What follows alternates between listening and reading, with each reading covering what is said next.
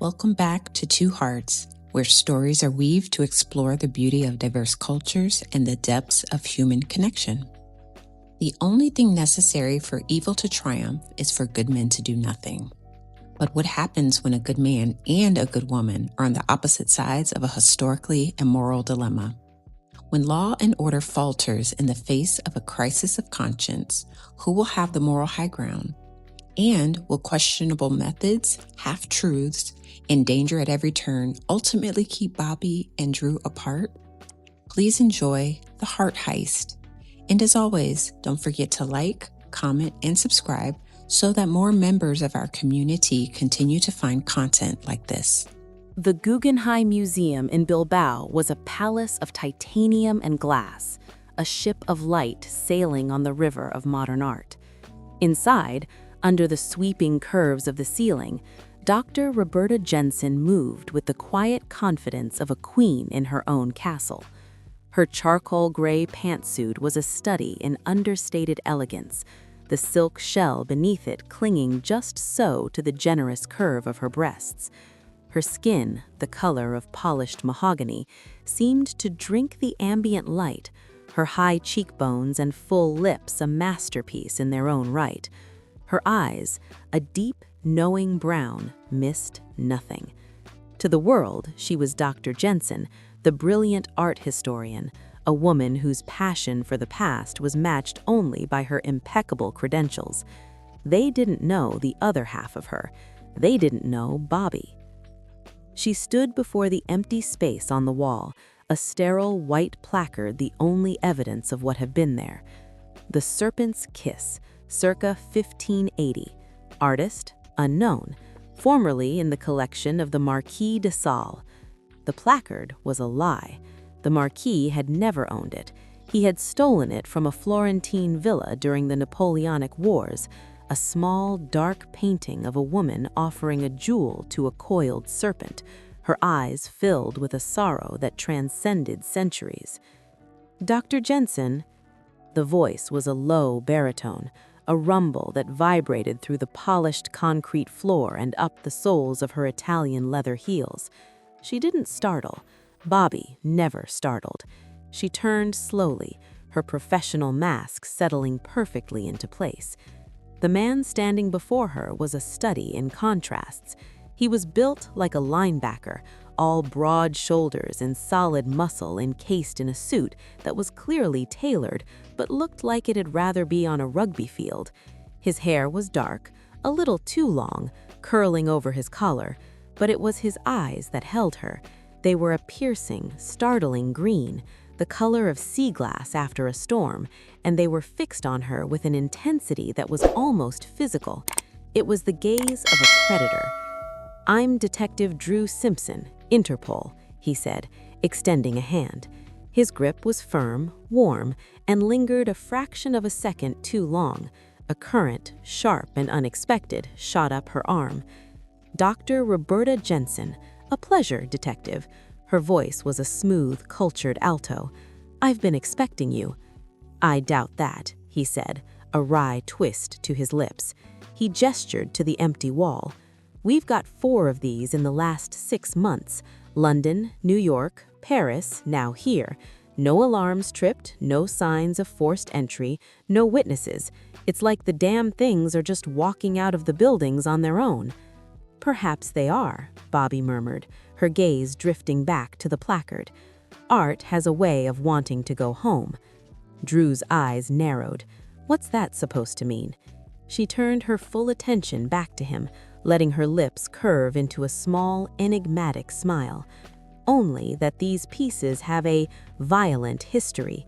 They were taken, not bought, not gifted, stolen, from their rightful owners, from their countries of origin. Maybe the universe is simply rebalancing the scales." He stared at her, those piercing, green eyes, probing, searching. She felt a flicker of something she hadn't anticipated. Fear, not of being caught, but of being seen. This man was not the usual museum director or bumbling police officer. He was a hunter, and for the first time, Bobbie felt like prey. "The universe doesn't have a badge, Doctor," he said, his voice dropping a notch, and it doesn't leave behind a single perfect fingerprint on a security camera housing 300 feet from the point of entry.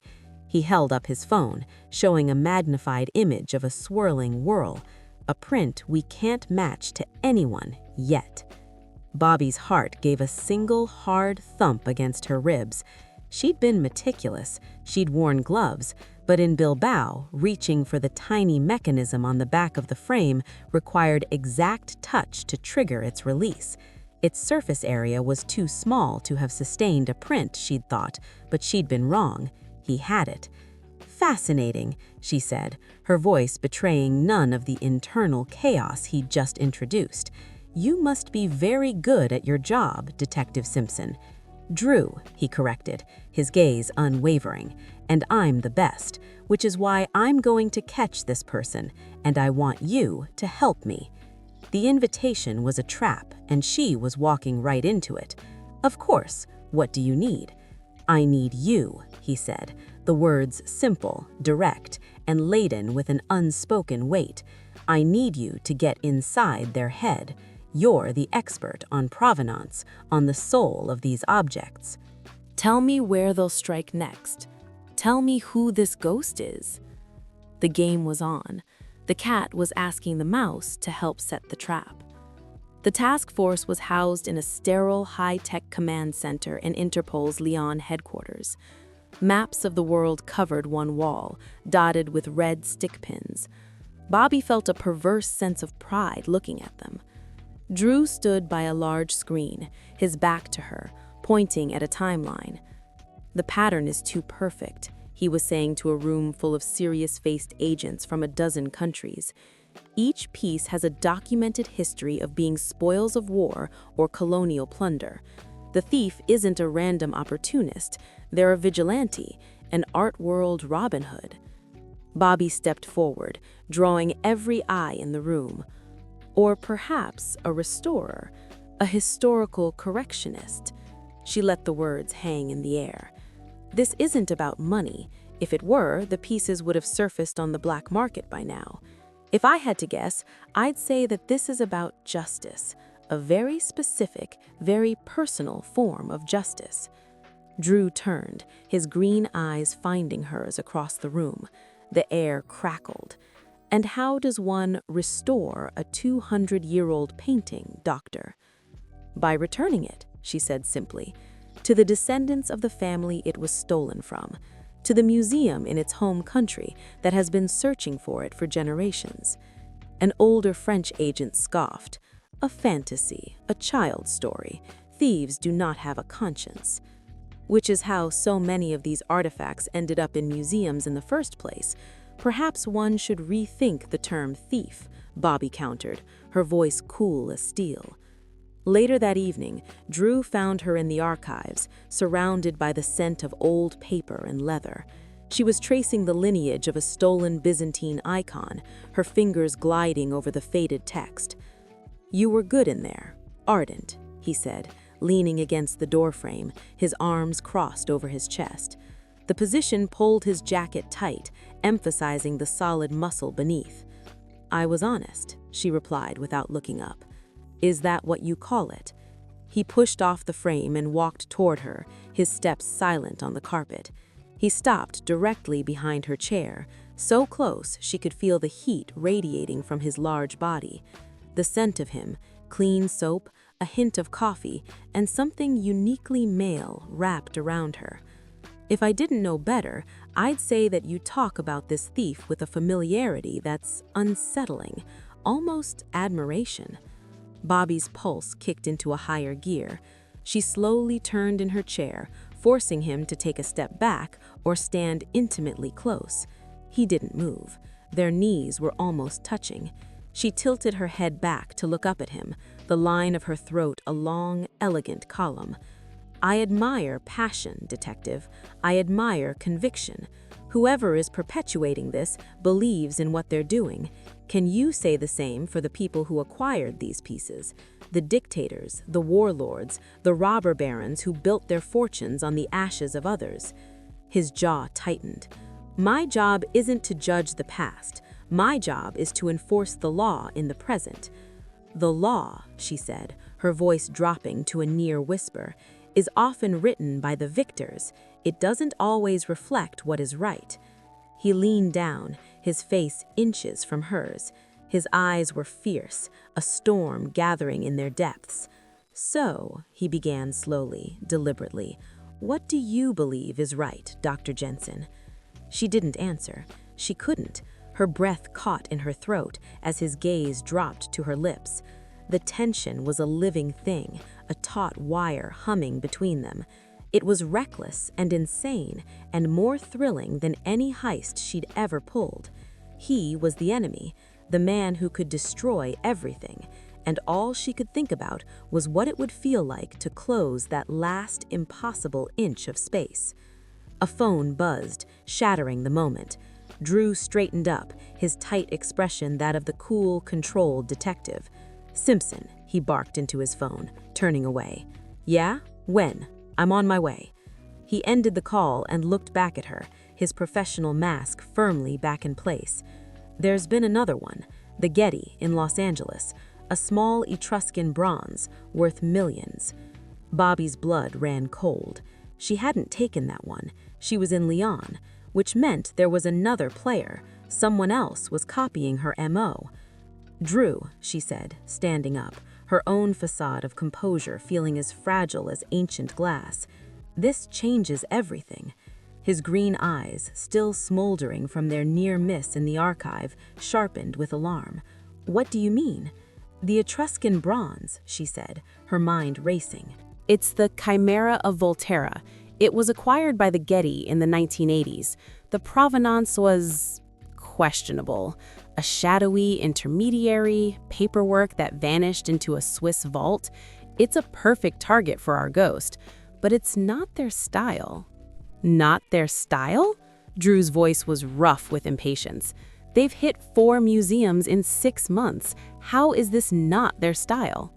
"The other pieces," she explained, her voice gaining strength as she slipped into the role of the expert, a role that felt suddenly like armor, were all small, intimate, a painting, a manuscript, a piece of jewelry, things that could be slipped into a satchel, things that could be returned by hand in secret to a single family, a small village.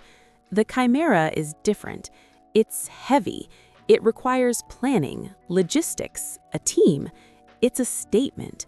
Our ghost is a scalpel. This is a sledgehammer. Drew stared at her, his expression unreadable. He was processing, turning her words over in his mind, fitting them into the puzzle he was desperately trying to assemble. "You're saying we have 2 thieves, one following the other?"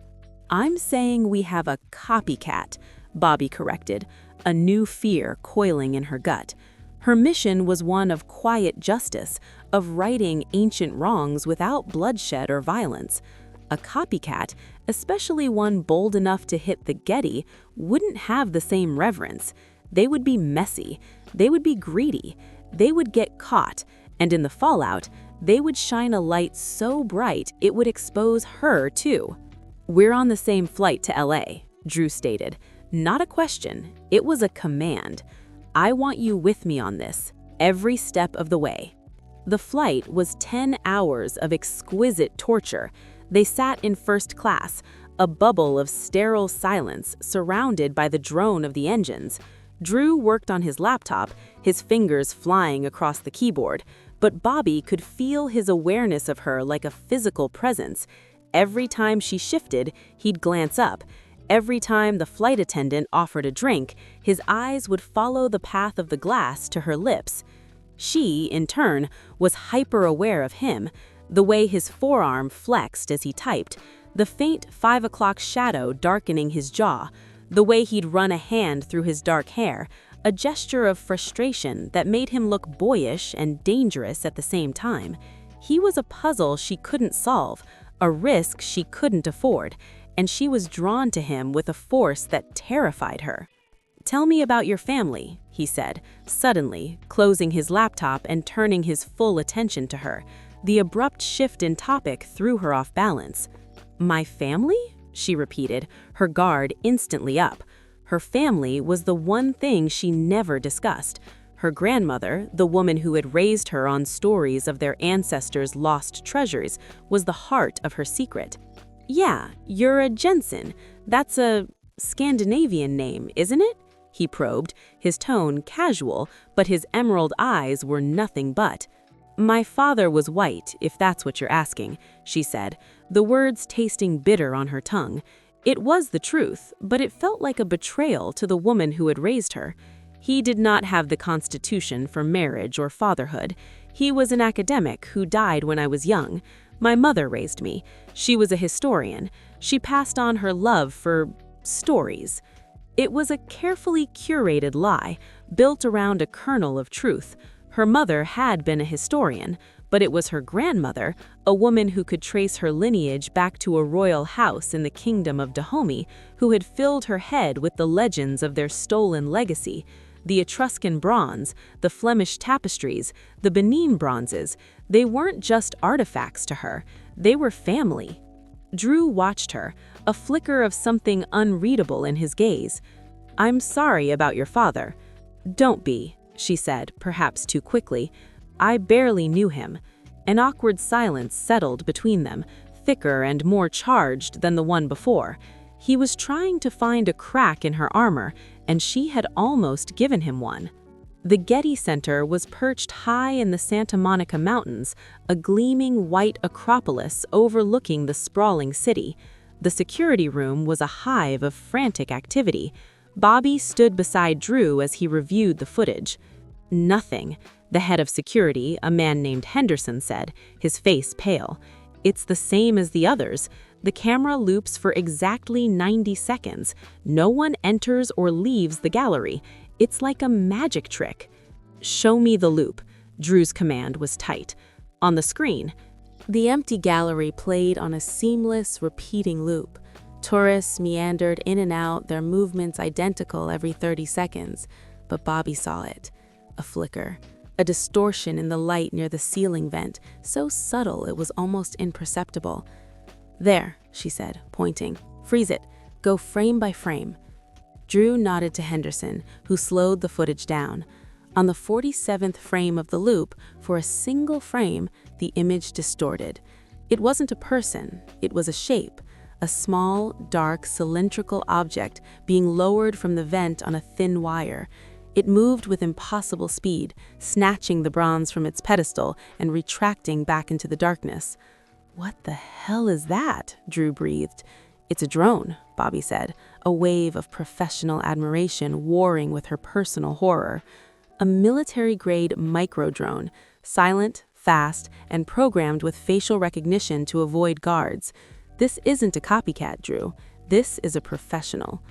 "A professional who's stealing the same art as your ghost," he countered, turning to face her. They were standing close in the cramped room, the shoulders of their coats brushing. "Which is one hell of a coincidence, don't you think?"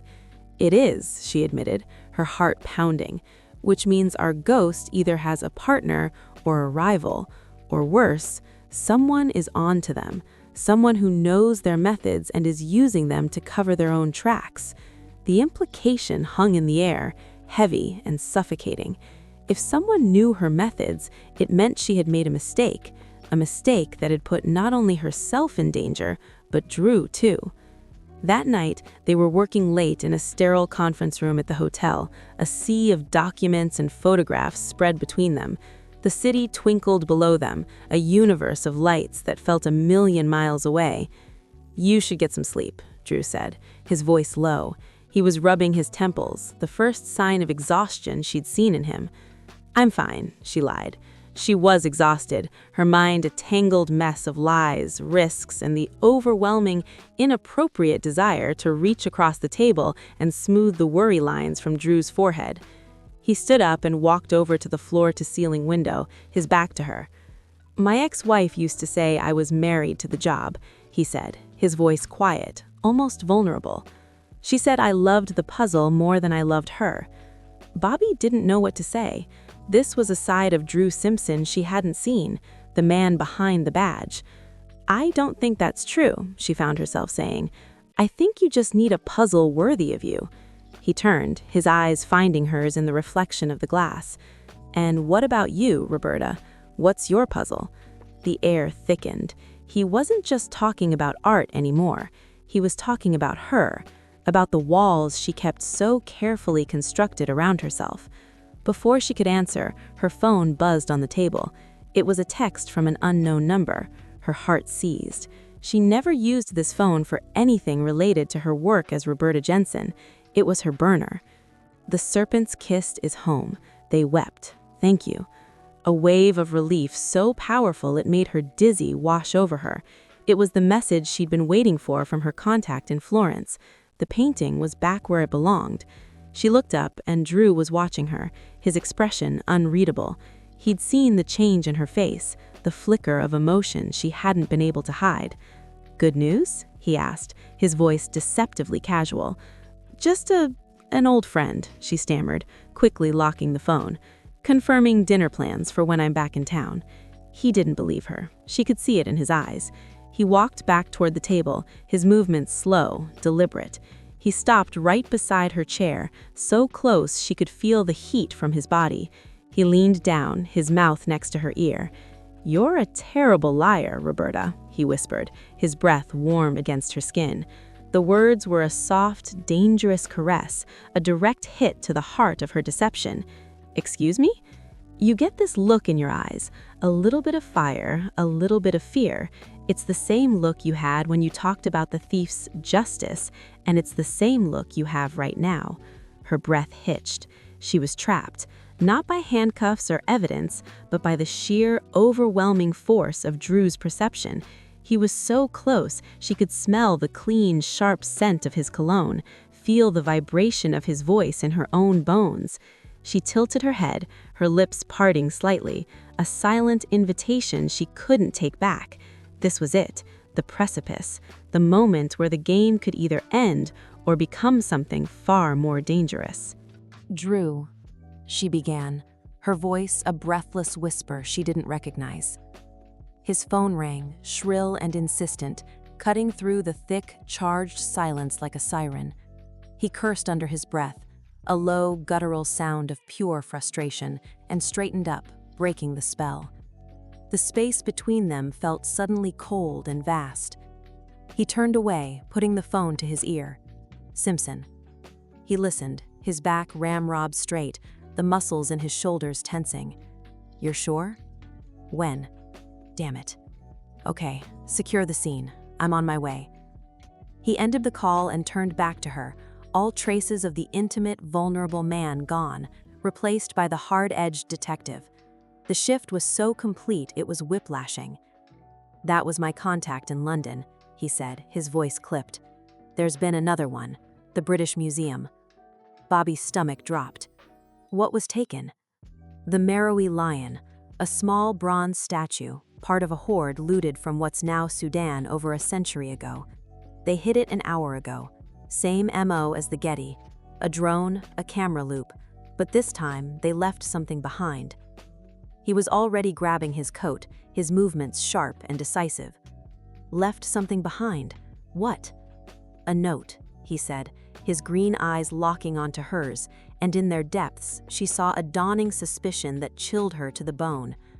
A single, typed note, pinned to the empty pedestal with an antique Roman nail. "What did it say?" Bobbie asked, though a dreadful, horrifying premonition was already coiling in her gut. Drew's gaze was relentless, a searchlight boring into her soul. He took a step closer, his voice dropping to a low, intense murmur that was for her ears only. It said, "For the ones who cannot speak for themselves." The world tilted. Those were her words. She'd spoken them publicly many times before, during symposiums, in interviews. Her quest to unlock the true history of ancient artifacts and primordial art championed this sentiment, the philosophy. It was hers. It was the mantra she repeated to herself on every mission, the justification for every risk. This wasn't a copycat anymore. This was a message to her. Someone knew who she was, and they were using her own ideals to frame her for crimes she hadn't committed. The flight to London was a blur of roaring engines and roaring thoughts. Bobbie's mind was a battlefield. Who would do this? Who knew her well enough to mimic her mission, but not well enough to understand its core? Her methods were about quiet restoration, not public spectacle. This new thief was turning her sacred quest into a violent, chaotic farce. Drew sat beside her, silent and brooding. He didn't look at her, but she could feel the wall he'd built between them. The intimacy in the hotel room had been replaced by a cold, professional distance. He was no longer just hunting a thief, he was hunting a ghost, and he was starting to believe the ghost was in much closer proximity than he'd realized. The British Museum was hushed and solemn, a place of hallowed history now violated. The Egyptian Gallery was cordoned off, a hive of forensic activity under the cold, sterile lights. Drew led her past the yellow tape, his expression grim. The empty pedestal stood like a headstone. On it, pinned by a dark, pitted nail, was a small piece of cardstock. Bobbie leaned in, her expert eyes scanning it. The font was a simple, generic sans serif.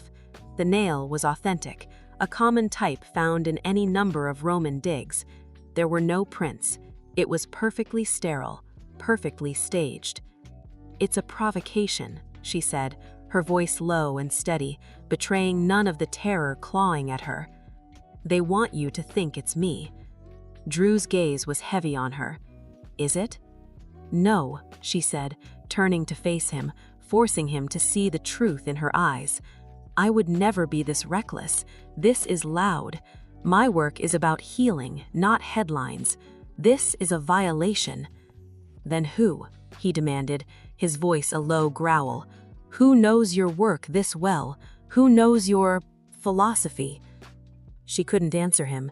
The only people who knew were the ones she'd trusted, the small network of contacts and historians she'd cultivated over the years, people who shared her clandestine passion for restitution. To think one of them could betray her, it was a pain sharper than any fear of being caught. "I need to see the security footage," she said, changing the subject, her mind already working, sifting through the possibilities. The footage was the same, a 90-second loop, a distortion in the air. But this time, Bobbie saw something else.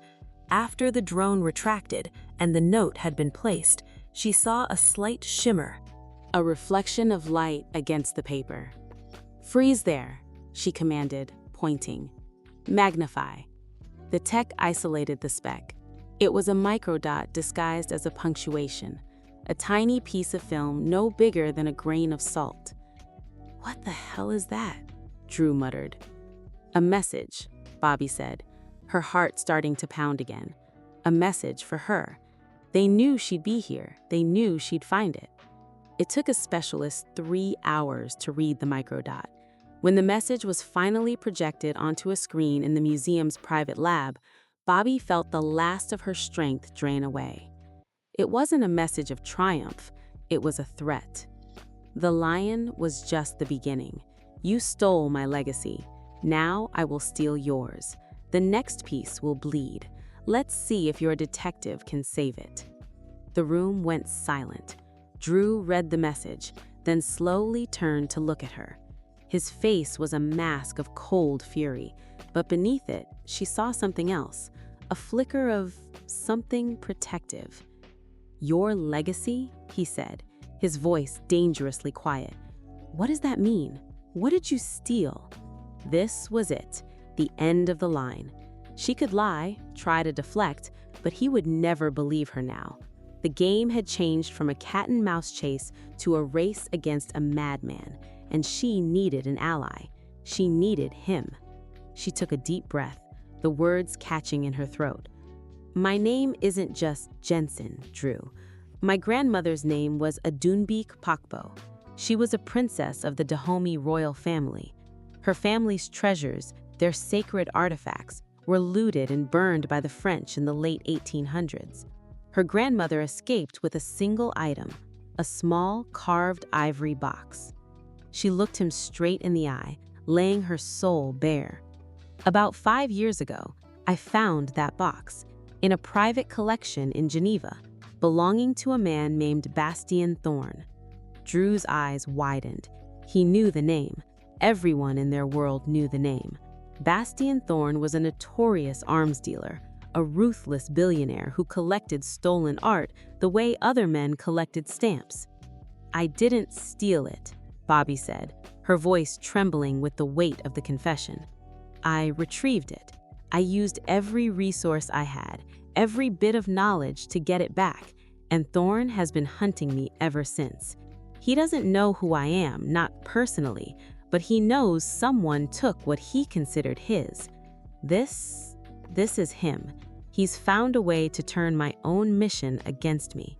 The silence in the room was absolute. Drew stared at her, his expression a storm of conflict, shock, anger, disbelief, and something else, something that looked terrifyingly like understanding. He was looking at the woman he'd been tasked with hunting, the woman he was dangerously drawn to, and he was seeing her for the first time. He took a step toward her, then another, closing the distance between them until they were standing toe to toe. He reached up, his hand gently cupping her cheek, his thumb stroking her skin. The touch was so tender, so unexpected, it almost broke her. "You're the damn ghost," he whispered, the words not an accusation, but a statement of dawning impossible fact. "Yes." Her breath was weighted, her eyes locked on his, waiting for the handcuffs, for the accusation of betrayal. Instead, he leaned down, his lips brushing hers in a kiss that was as light as a feather and as heavy as a confession. It wasn't a kiss of passion, but of recognition, a seal on a pact forged in the fire of a shared, impossible truth. "Okay then, we hunt him together, you and me," he murmured against her lips. The kiss was a seismic event. It was the shattering of every rule, the crossing of every line. It was a confession and a promise, all pressed into the soft, firm pressure of his lips against hers. It lasted only a second, but it shifted the very ground they stood on. When Drew pulled back, his green eyes were blazing with a new, fierce light. The hunter had found his prey, only to discover she was the only ally he had. "You're the damn ghost," he whispered again. The words were a raw, ragged sound, stripped of all anger and filled with a dawning, terrifying awe. "Yes," she breathed, the single syllable a surrender and a declaration. Her heart hammered against her ribs, a frantic drumbeat in the quiet lab. She was exposed. Her entire world, the carefully constructed double life of Dr. Jensen and Bobbie the thief, had just collapsed into this single volatile moment. She searched his face, bracing for the revulsion, the inevitable call for backup. She saw none of it. She saw only a man grappling with an impossible truth, his analytical mind racing, his jaw tight. "Thorn," he said, his voice dropping back into the low, controlled tone of the detective. He's not just sending a message, he's sending a challenge. He knows you'll recognize his handiwork. He's forcing you out into the open." "He's forcing my hand," Bobbie corrected, her own mind clicking into gear, the fear sharpening her focus. "He wants me to make a mistake, to come after him. The note about the next piece bleeding, it's not a metaphor. He'll destroy something priceless to get to me." Drew's hand, still cradling her cheek, tightened almost imperceptibly. "What would he target? Something you care about? Something from your legacy?" Bobbie's blood ran cold. Her mind flew through the catalog of lost Dahomey artifacts, the treasures her grandmother had whispered about. The sacred applique cloths, the royal throne carvings, the bronze Bosio figures. Most were in major museums, secure, but not all. "The woman's womb," she whispered, the name feeling like a prayer on her lips. A small carved wooden statue of Akpanwa, not even a foot high. It was taken by a French naval officer in 1892. It's personal. My grandmother said it was the soul of our people, the keeper of our memories. It resurfaced at a small auction house in Brussels last month. I was tracking it. Drew's eyes narrowed. Where is it now? Private collection, she said, her voice trembling. A man named Alastair Finch, a reclusive British collector. He keeps his home gallery off the books. Thorne would have known I was tracking it. He would know it's the one piece that could break me. Finch, Drew said, pulling out his phone, his movements already fluid and decisive. I know him. Arrogant, paranoid, loves the thrill of owning things he shouldn't. Where does he live? Alastair Finch's country estate was a modern monstrosity of glass and steel nestled in the rolling hills of the Cotswolds. It was a fortress, complete with security gates, motion sensors, and armed guards. It was the perfect place for Thorne to make his next move. He wouldn't just steal the statue, he'd create a spectacle, a bloodbath that would lead directly to her. They stood in the command center Drew had set up in a van a quarter-mile away, the screens filled with live feeds of the estate's perimeter. The air was thick with tension. He won't use a drone this time, Bobbie said, her eyes scanning the blueprints of the house. Finch's system is too sophisticated. He'll go in quiet. He'll take out the guards, disable the system from the inside. He'll want to savor it. And he'll expect you to be here, Drew added, his gaze fixed on her. This is a trap, Bobbie, for you. I know, she said, her voice steady, which is why I'm the one who's going to walk into it. No, absolutely not, Drew said, his voice flat, a tone of pure command. You're the target, you're not bait. With ill-gotten gains in his collection, Finch will never agree to give access to his home to an Interpol agent, and Thorne knows this. I'm the only one Finch will trust, she countered, turning to face him, her eyes blazing. And I'm the only one who knows what Thorne is really after. He's been controlled and calculating up to this point because he's been navigating every scenario. My presence will make him think he's won. Once he sees me, he will respond emotionally instead of strategically. You and your team can handle the perimeter and will be expertly positioned to get the drop on him. But inside, that's my territory. He stared at her, the conflict raging in his eyes. He was a man sworn to protect, to uphold the law, and she was asking him to stand back while she walked into the jaws of a monster. But he was also a man who understood the enemy, and he knew she was right. If you get hurt, he began, his voice rough, then you'll be there to save me, detective, she finished, her voice softening. She reached up and placed her hand on his chest, over his heart. Trust me, Drew, the way I'm trusting you. He closed his eyes for a second, a muscle twitching in his jaw. When he opened them, the decision was made. You go in with a wire and a tracker. You do nothing, say nothing without my say-so. You're my consultant, remember? You're there to authenticate the threat. That's it. She nodded, a silent agreement. The game had changed. They were no longer cat and mouse. They were a team.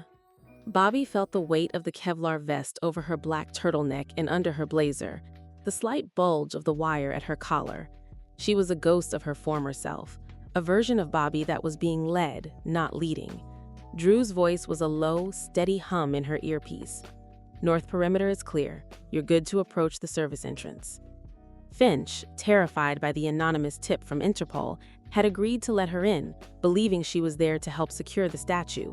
He met her at the service door, his face a pasty white. "Dr. Jensen, thank God," he blubbered, wringing his hands. "The police, they said a madman was coming for my collection." "I'm here, Mr. Finch," she said calmly, her eyes scanning the state-of-the-art security panel by the door. It was already disarmed. Thorne was inside. "Where is the woman's womb?" "In the main gallery," he whispered, leading her down a stark white hallway.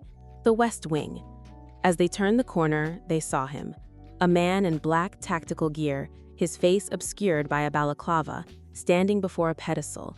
In his hands, he held a small, intricately carved wooden statue. In his other hands, he held a gun. Finch. The man's voice was a distorted, metallic rasp from a voice modulator. And the lovely Dr. Jensen. What a surprise. We've been waiting for you. Bobbie's heart stopped. He wasn't just here for the statue. He was here for them. Drew, she whispered into her mic, her voice barely audible. He's here. He has Finch. He knows I'm here. On my way. Drew's voice came back, tight with urgency. Hold on. Such a beautiful piece, isn't it? Thorne said, turning the statue over in his gloved hand. So much history, so much pain. You feel it, don't you, Doctor? You feel the weight of every stolen dream. He raised the gun, aiming it not at Finch, but at the statue. Don't, said Bobbie, stepping forward, her hands raised. It's not worth anything to you destroyed. Oh, but it is, Thorne rasped, his distorted voice gleeful.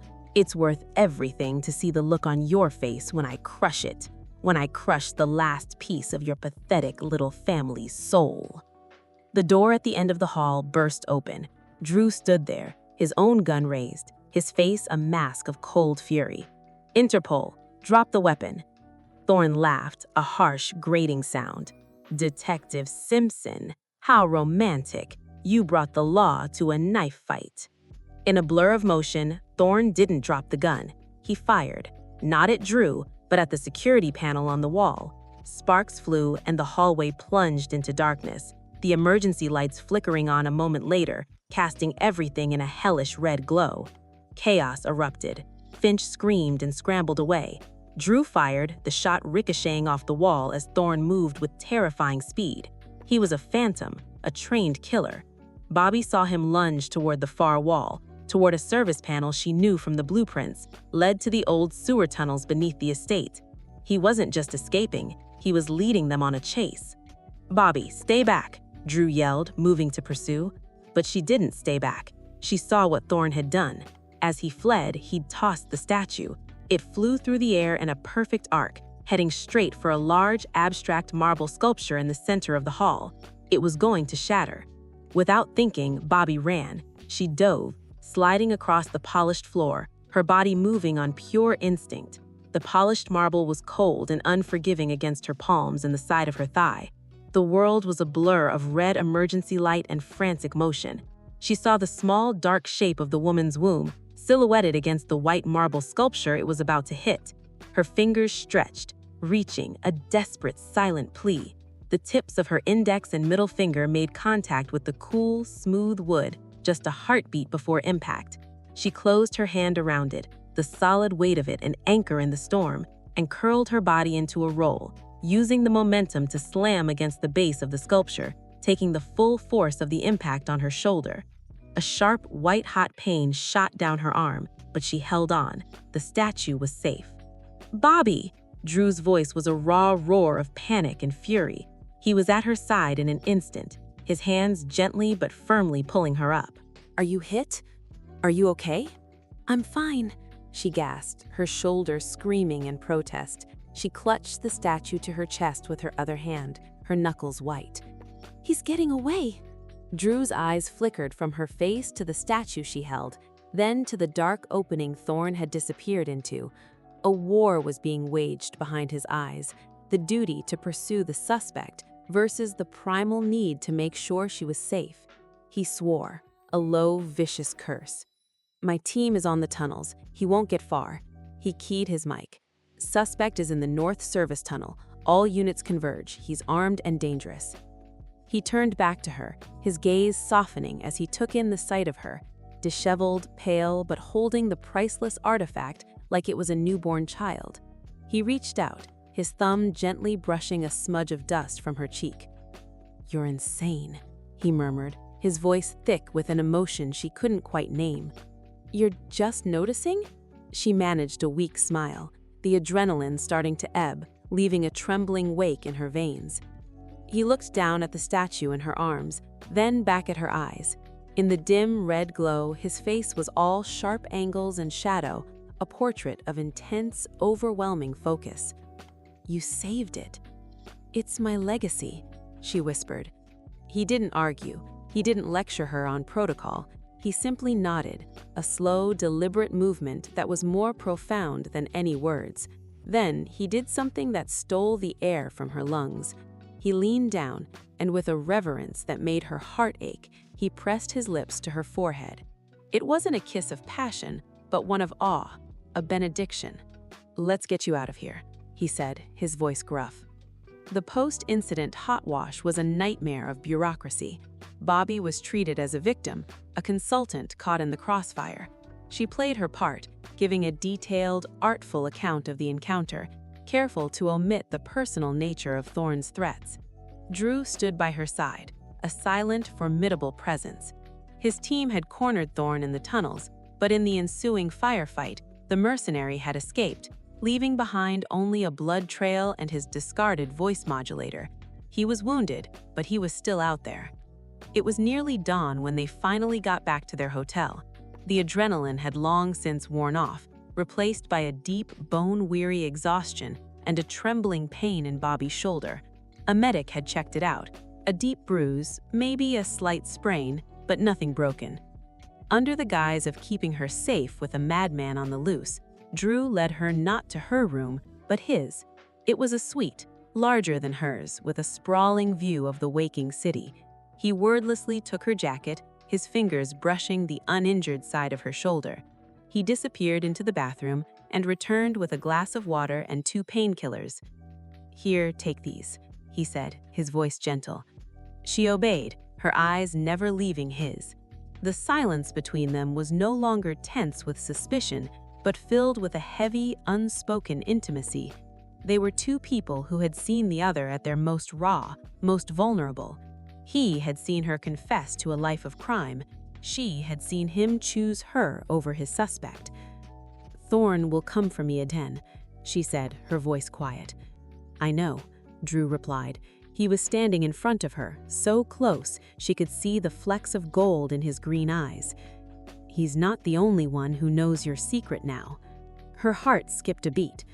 "Drew, I never meant to—" "I'm in, Bobbie," he said, cutting her off. "All in. When I told you we'd hunt him together, I meant it. This changes everything. My job, my life, but I don't care." He reached out, his hand cupping the back of her neck, his fingers tangling gently in the soft curls at her nape. The touch was possessive, grounding, and sent a shiver of pure desire straight through her. "Why?" was all Bobbie could muster, her hormones in overdrive as she stared up into his perceptive eyes. "You're the most brilliant, reckless, infuriating woman I've ever met. You've spent your life righting the wrongs of the world all by yourself. You don't have to do it alone anymore." Tears pricked at the corners of her eyes. She, who had never depended on anyone, who had built an empire of secrets, felt a wall inside her crumble. She leaned into his touch, a silent surrender.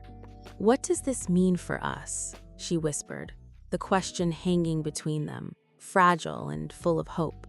He answered her not with words, but with action. He lowered his head, his eyes never leaving hers, and captured her lips with his. This was nothing like the first kiss. This was not a confession or a seal. This was a claim. It was deep and hungry and desperate. A kiss born of fear and adrenaline, and a longing so powerful it bordered on pain. He tasted of coffee and the night air, of danger and salvation. His other arm came around her waist, pulling her flush against him, molding her body to his hard, muscular frame. She could feel the hammer of his heart against her chest, a frantic rhythm that matched her own. Her good arm came up to wrap around his neck, her fingers sinking into the thick hair at his collar. She kissed him back with everything she had, all the loneliness, all the fear, all the pent-up desire of a woman who had never allowed herself to be truly seen. The pain in her shoulder faded away, replaced by a burning heat that spread through her entire body. This was a reckoning, a collision of 2 worlds that were never meant to meet, but now could never be torn apart. He broke the kiss, resting his forehead against hers, both of them breathing heavily. The city outside was beginning to glow with the soft light of dawn. "Stay with me," he said, his voice a hoarse plea. "Just for tonight, let me hold you." It wasn't a question of sex, though the desire was there, a potent, thrumming current between them. It was a request for comfort, for connection, for the simple, profound act of sharing the same space after walking through hell. "Yes," she breathed, the answer feeling like the most natural and terrifying word she had ever spoken. He led her to the bedroom, his hand never leaving hers. He helped her out of her turtleneck, his movements gentle as he saw the dark bruise already blooming on her shoulder. He didn't speak, but his touch was a balm, a silent promise. He pulled back the covers and she slid into the cool, crisp sheets, the woman's womb statue, which she hadn't let go of, resting safely on the nightstand. He stripped off his own shirt and pants, leaving him in a simple t-shirt and boxers, and slid into bed beside her. He didn't pull her into a passionate embrace or try to escalate the moment. He simply gathered her into his arms, careful of her injured shoulder, and held her. Her head rested on his chest, the steady, reassuring beat of his heart a lullaby against her ear. His arm was a heavy, protective weight around her, his hand stroking her back in long, soothing circles. In the quiet pre-dawn of a new day, lying in the arms of the man who was supposed to be her destroyer, Bobbie felt a peace she had never known. The danger was far from over. Thorne was still out there, her career was in jeopardy, and their future was a terrifyingly uncertain path.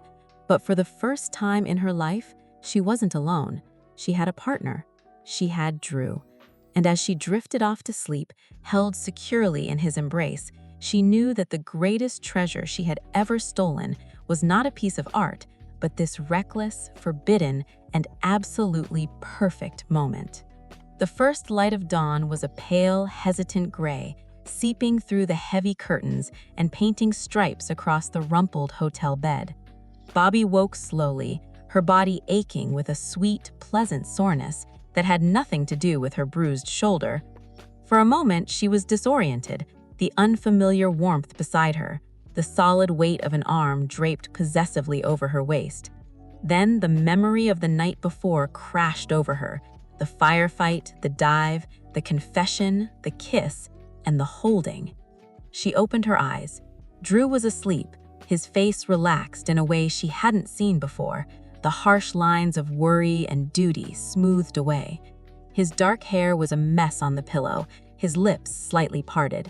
In sleep, he looked younger, vulnerable. He looked like hers. A fierce, terrifying wave of emotion washed over her. This was a line not just crossed, but obliterated. There was no going back. As if sensing her gaze, his eyelids fluttered open. His green eyes, soft with sleep, focused on her, and a slow, lazy smile spread across his face. It was a devastatingly handsome smile, one that reached his eyes and made her heart do a clumsy flip.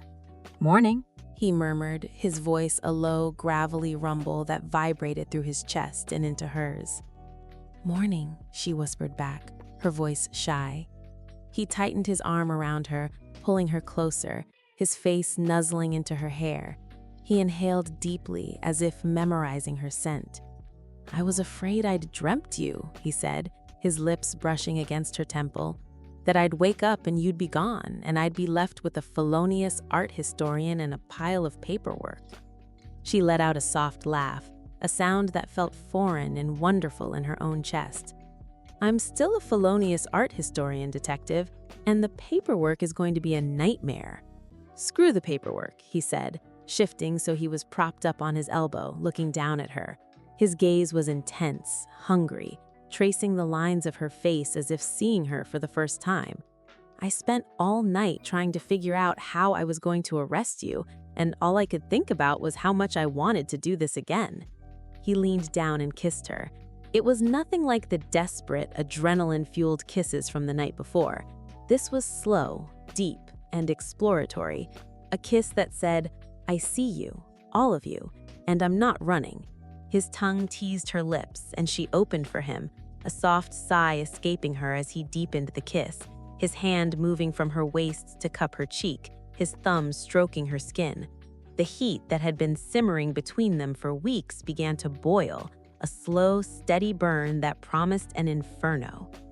Her good hand came up to rest on his chest, her fingers splaying over the hard muscle, feeling the steady, accelerating beat of his heart. She could feel his desire, a potent masculine energy that called to something deep and primal within her. This was the dangerous temptation she'd been fighting, the reckless attraction she'd known could be her undoing, and now she was surrendering to it completely. He pulled back, his breathing ragged, his eyes dark with a need that mirrored her own. "We have a problem," he said, his voice thick with desire. "Besides the international arms dealer who wants me dead?" she asked, her lips curved in a teasing smile. "Besides that," he confirmed, his gaze dropping to her lips. "My team, Interpol, they're going to want a full report. They're going to want to know why I let a civilian consultant walk into a firefight, why I let a person of interest spend the night in my hotel room." The reality of their situation crashed back down, a cold bucket of water on the fire. He was right. Their careers were on the line. His more than hers. He was betraying everything he stood for. "What are we going to do?" she asked, the vulnerability back in her voice. He leaned down and kissed her again, a quick, hard, reassuring kiss. "We're going to be smart," he said. "We're going to play this by the book, mostly. You're the brilliant art historian who helped identify a pattern and got caught in the crossfire. I'm the detective who made a tactical call to get my asset out safely.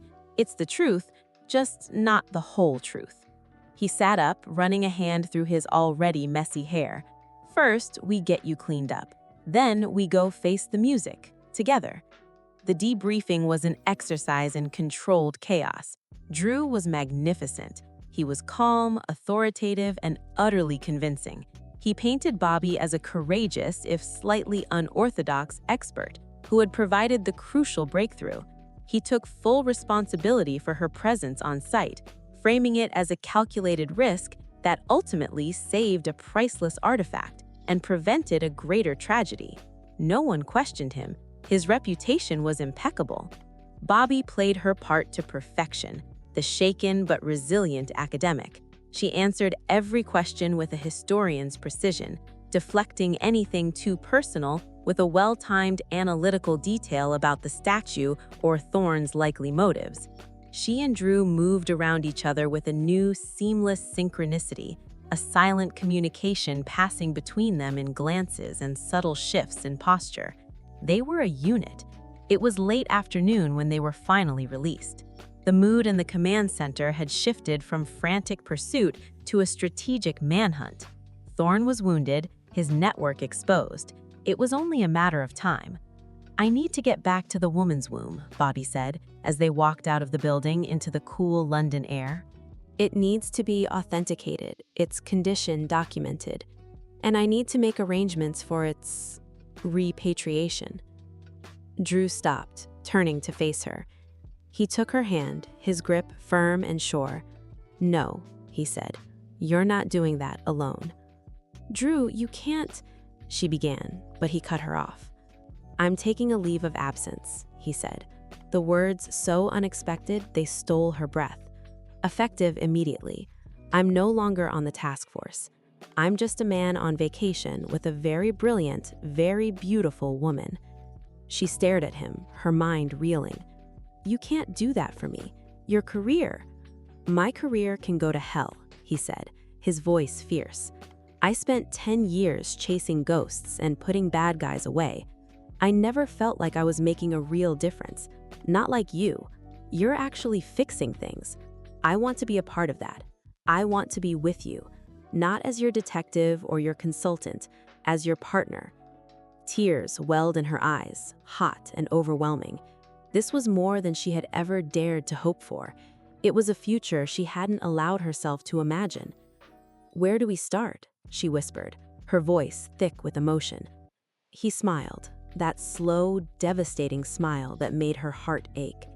"We start," he said, raising her hand to his lips and pressing a kiss to her knuckles, "by taking that statue home, to Dahomey, together." It had taken 8 weeks, But with strategy, conviction, and will, Drew and Bobbie finally stood in a small, sun-drenched museum in Bobbie, Benin. The air was thick with the scent of dust and frangipani. The director, an elderly man with eyes as wise and deep as time, wept silently as Bobbie gently unwrapped the woman's womb, the true and authentic possession that had been strategically replaced by a replica in the Interpol evidence locker, and placed it on a velvet cloth. It was a homecoming. The statue seemed to sigh, settling into its rightful place among the other sacred artifacts of its people. Bobbie felt a piece of her soul, a piece she hadn't even known was missing, snap back into place. Her grandmother's legacy was honored. Her life's work had found its ultimate meaning.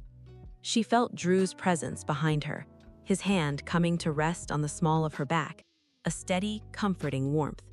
He hadn't left her side.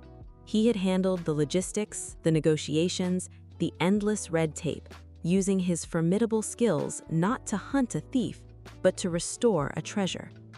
Later that evening, they sat on the balcony of their small guest house, the African sky a breathtaking canopy of stars above them. The air was warm and fragrant. "You did it," Drew said, his voice soft as he handed her a glass of wine. "We did it," she corrected, turning to look at him. In the soft moonlight, his face was beautiful, his green eyes reflecting the starlight. "I truly lucked out. I couldn't have done this without you."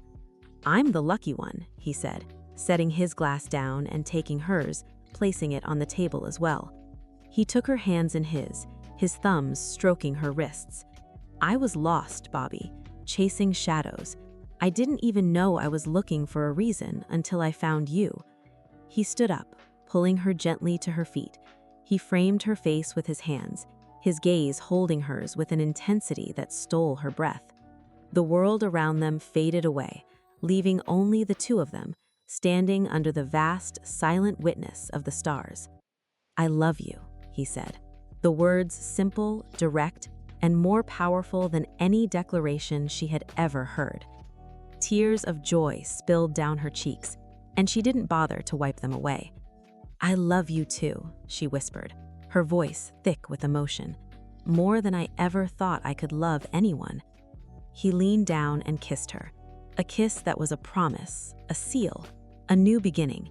It was a kiss that tasted of redemption and a future as bright and boundless as the African sky. 6 months later, the threat of Bastion Thorn was a distant, nagging ache, a scar that had mostly faded. Drew had officially resigned from Interpol, using his considerable severance and contacts to found a private security recovery firm, JS Global Asset Recovery. It was a mouthful, but the clients were discreet, and the mission was clear. They were no longer just returning art, they were protecting it and creating a secure corridor for stolen treasures to find their way home. Bobbie was the heart of the operation, the brilliant mind who identified the targets and charted their course. Drew was the shield, the unbreachable wall that stood between her and the world's thorns. They were in Geneva, finalizing the acquisition of a set of 15th century illuminated manuscripts stolen from a Czech monastery during World War II. The deal was happening in the sterile, high-tech office of a Swiss law firm, a place of glass and chrome that felt a world away from the dusty archives and ancient artifacts they usually dealt with. Bobbie was dressed in a severe navy pantsuit, her hair pulled back in a tight chignon, the epitome of a corporate lawyer. Drew stood behind her, in a tailored suit that did little to hide the powerful, coiled energy of the man beneath. He was her bodyguard, her partner, her husband. They had married a month ago, in a quiet ceremony in Bobbie, under the same sky where he had first told her he loved her. The seller, a nervous, sweating man named Dubois, slid the reinforced case across the table. "As agreed," he stammered, "the complete set." Bobbie clicked the latches and opened the case. The manuscripts lay nestled in black silk, their gold leaf and vibrant vellum glowing with an inner light. They were breathtaking. She picked up a magnifying glass, her expert eye scanning the intricate details. "Everything appears to be in order," she said, her voice cool and professional.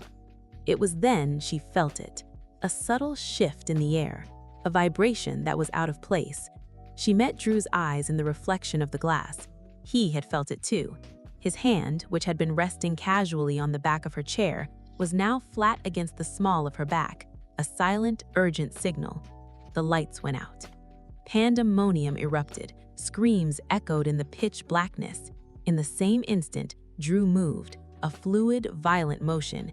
He knocked Bobbie and the table to the floor, his body covering hers, as the sound of automatic gunfire shattered the glass walls of the office. It was a cacophony of destruction, a symphony of chaos. "Stay down," he roared in her ear, his gun already in his hand.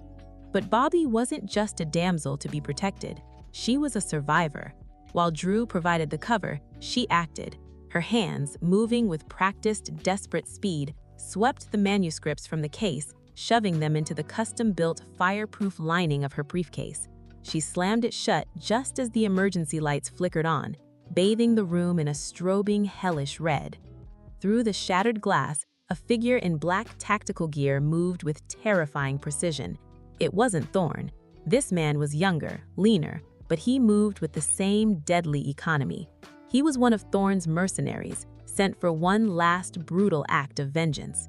"Get the case," the mercenary snarled, his gun trained on Bobbie. Drew didn't hesitate. He rose from behind the overturned table, a human shield of pure fury, and fired. The shot went wide, pinging off a steel beam, but it forced the mercenary to take cover. It was the opening Bobbie needed. She scrambled for the door, the heavy briefcase clutched in her hand. The chase was a blur of shattered glass and echoing gunfire through the sterile hallways of the law firm. Drew was a force of nature, his every move a calculated risk, drawing fire, creating paths, his sole focus on getting her out. He was no longer a cop playing by rules. He was a husband fighting for his wife's life. They burst into a service stairwell, the heavy door slamming shut behind them, muffing the sounds of the firefight. They were trapped. "There's a roof access on the next landing," Drew panted, checking his ammo. "Go, I'll hold them off." "No," Bobbie said, her voice firm. She set the briefcase down and reached into her jacket, pulling out a small metallic cylinder. "Thermal smoke, military grade. It'll blind his optics and his thermal imaging. We have about 30 seconds. Drew stared at her, a look of pure, unadulterated pride and love on his face. He grabbed her, pulling her into a hard, fierce kiss. "God, I love you," he breathed. "Love you too," she said, a reckless grin on her face. "Now let's go home." He kicked the door open, and she threw the canister. A thick, choking black smoke instantly filled the hallway. They ran, their footsteps pounding on the concrete stairs up towards the roof. They burst out into the cold Geneva night, the city lights twinkling below them like a distant galaxy. A helicopter, their emergency extraction, was already waiting, its rotors whipping the air into a frenzy. As they ran towards it, a shot rang out. Bobbie felt a searing pain in her leg and went down, a cry escaping her lips. "Sitting ducks." The familiar voice of Bastian Thorne rang out as he chuckled maniacally and moved out from the shadows. He'd anticipated their escape plan, and they'd walked right into his trap. "Bobbie!" Drew roared, skidding to a halt beside her. He'd wanted to put a bullet between the man's eyes, but he had to ensure Bobbie's safety. Shielding her from the gun trained on them, he didn't hesitate. As he shot in the man's general direction, Thorne was forced to take cover. This allowed Drew to scoop Bobbie up in his arms, the briefcase still clutched in her hand, and run. He ran with the strength of a man who would rather die than fail, his long strides eating up the distance to the chopper. He threw her inside, collapsing on top of her as the helicopter lifted off, banking away from the building. Bullets pinged off the hull, giving away Thorne's position. With the swift efficiency of the marksman that he was, Drew swung his pistol in the direction of the fire and squeezed the trigger, hitting the man in the shoulder and torso. With no return fire, they rose into the night air, leaving the chaos, the violence, and the ghost of Bastian Thorne behind them for good. The sun was setting over the Tuscan hills, bathing the ancient stone villa they now called home in a warm golden light. The pain in Bobbie's leg was a distant memory, a thin white scar, the only evidence of the final, brutal confrontation. Thorne's network had crumbled in the years since the Geneva incident, the mercenaries' bloody capture from the roof that night, leading Interpol straight to his boss. The monster was finally caged. Bobbie stood on the terrace, looking out at the rolling vineyards. She was wearing a simple white sundress, her hair loose around her shoulders. She felt a peace so profound it was almost surreal. The manuscripts were safe, restored to the monastery in a ceremony that had made international headlines. JS Global was thriving, a beacon of hope in the shadowy world of art restitution. She felt Drew's arm slide around her waist from behind, his chin resting on her shoulder. He was home from a security consultation in Rome, and the weight of him, solid and warm and real, was her favorite feeling in the world. "Penny for your thoughts, Mrs. Simpson?" he murmured, his lips brushing against her ear. She smiled, leaning back into his embrace.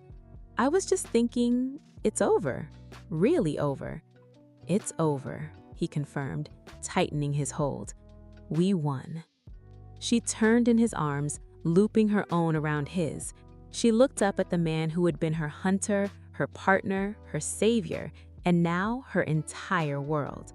The love she saw in his green eyes was still a staggering, breathtaking thing. "You know," she said, a playful glint in her eyes, "we've been married for a year, survived 3 international incidents, and I still feel like there's one piece of business we never properly concluded." His eyebrow quirked. "Oh, and what's that?" "Our wedding night," she said, her voice dropping to a seductive whisper. "It was a little rushed, with all the ex-KGB agent trying to blow up the hotel." Drew laughed, a deep, rich sound that filled the twilight air. "I remember. I also remember promising you a proper consummation." "Well," she said, her fingers tracing the line of his jaw, "the villa is empty, the staff is gone, the sun is setting, and I believe my husband owes me a dance." He didn't need to be told twice. He swept her into his arms right there on the terrace and began to move with her in a slow, sensual waltz to the music of the crickets and the whisper of the wind. There was no danger here, no threat, no puzzle to solve. There was only the two of them, wrapped in the golden glow of their happily ever after.